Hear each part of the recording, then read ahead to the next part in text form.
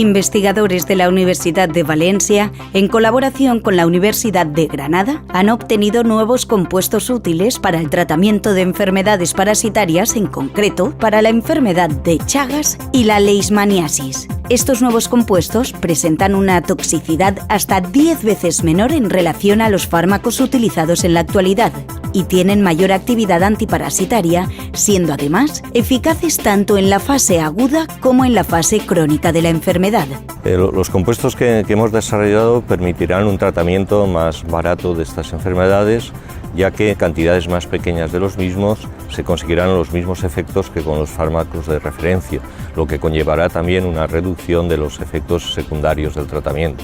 Por otra parte, dada su muy pequeña toxicidad, los riesgos asociados al tratamiento se disminuirán de forma muy importante. La enfermedad de Chagas y la leishmaniasis son enfermedades causadas por parásitos que afectan a millones de personas en todo el mundo. Debido a los movimientos migratorios, estas enfermedades se están extendiendo por Europa y más concretamente en España.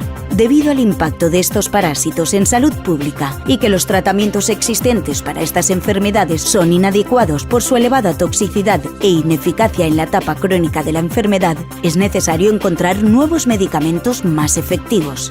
Asimismo, se está produciendo un aumento de la resistencia a este tipo de tratamientos, principalmente en el caso de la leishmaniasis.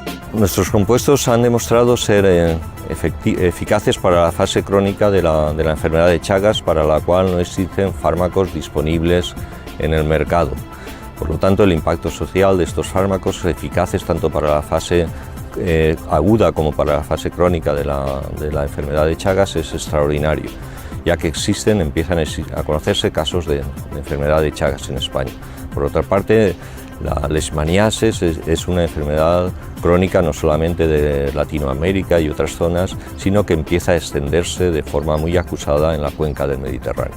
Estos nuevos compuestos antiparasitarios, una vez aplicados como medicamento o principio activo para el tratamiento de enfermedades parasitarias en humanos y animales, permitirían un tratamiento de menor coste, más seguro y eficaz que los fármacos existentes.